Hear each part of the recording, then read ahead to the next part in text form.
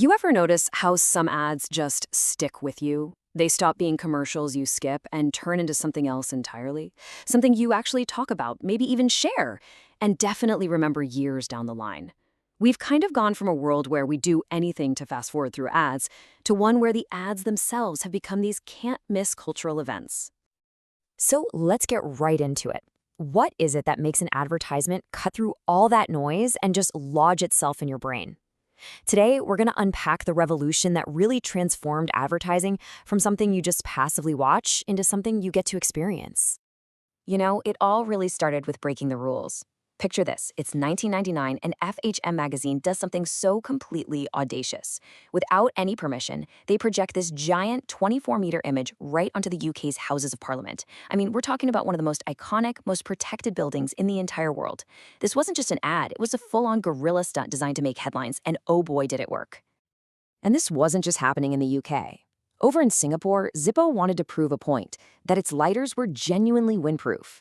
So what was their solution? Well, they mounted these huge, flaming replicas on top of taxis. Just like that, they turned a simple product feature into this moving spectacle that you literally could not miss. And then, things got kind of weird and way more interactive. Burger King launched this website with just a man in a chicken suit standing in a room. But here was the hook. You could type in commands, any command, and he would do it. You weren't just watching an ad anymore. You were in control. These examples, they all point to a massive shift in strategy. So you might be asking, why the sudden need for all these crazy stunts? Well, it's because the good old 30-second TV spot was basically on life support. Audiences were scattered across hundreds of channels, and new technology made it easier than ever to just skip, block, or totally ignore advertising. So, what was the answer? It was this fundamental move from push advertising to pull communications. See, instead of just shouting one-way messages at people, messages they'd probably ignore, the smartest advertisers started creating experiences. They started making content so entertaining or useful that people would actually go looking for it. All right, let's look at the first big tactic in this new playbook, hacking old media.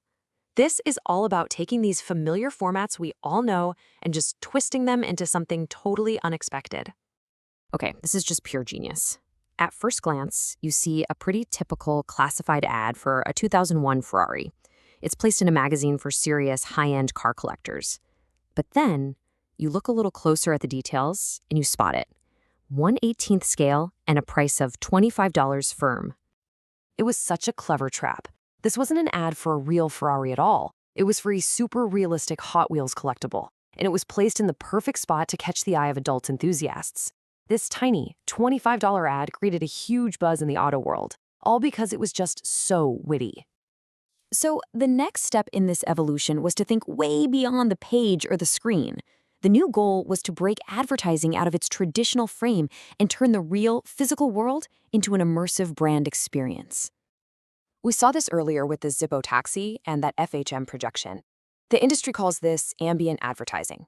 Basically, the urban landscape itself becomes the canvas.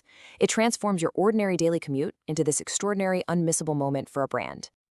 And get this, the total budget for that FHM stunt, the one that landed on the front page of newspapers all around the world, was just £3,000.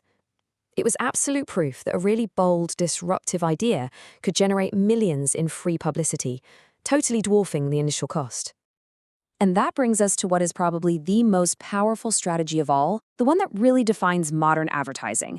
Stop talking at the audience and instead make them the star of the whole show. Let's go back to our friend the Subservient Chicken. The real magic trick here was that Burger King completely gave up control. They programmed hundreds of responses, sure, but they turned every single visitor into a director. This was way more than just co-creation. It was basically a forerunner to the meme culture and all the viral user-generated stuff we see everywhere today. You weren't just taking part, you were creating something hilarious that you had to share with your friends. And the result of giving people that control was just staggering. The site got over 459 million hits, and the average person stayed on the site for over 6 minutes. I mean, in an industry that fights for just a few seconds of attention, 6 minutes is an absolute eternity. Now, this same idea could even be applied to something as simple as a chocolate bar. Cadbury started putting unique codes inside its wrappers and invited people to text them in for a chance to win prizes. All of a sudden, that wrapper wasn't just trash. It was a ticket to a direct one-to-one conversation with the brand. And the campaign was a huge success. We're talking over 5 million text responses. It totally reconnected this classic brand with a younger generation. And it brilliantly linked the modern ritual of texting with that timeless ritual of taking a chocolate break.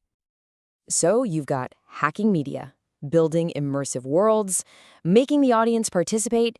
Where does this all lead? Well, today, these aren't just isolated tricks anymore. They are all woven together into a single, incredibly complex strategy. A modern campaign, like this one for the mobile provider O2, isn't just one TV ad. No way. It's a whole ecosystem of experiences. You might see a teaser on TV, then get an SMS on your phone, see a poster in a store, and then get an email. All of it perfectly orchestrated to create one long, continuous conversation with you. And here it is. Here's the ultimate takeaway from this whole revolution. The ad is no longer just a message. It's an environment. And it's everywhere because advertisers finally realized that the most powerful, the most authentic channel for their message wasn't TV or a magazine. It was you. So let's just break down this new playbook, right? The goal shifted from just making you aware of something to getting you actively involved. The media went from just broadcasting at you to being on every platform. And most importantly, you, the consumer, went from being a passive target to becoming the brand's most powerful advocate, an evangelist, sharing their story for them. So yeah, advertising has completely changed the deal. It doesn't just want 30 seconds of your time anymore. It wants your input, your creativity, your voice. The brands have literally handed you the microphone. The only real question left is, what are you going to create with it?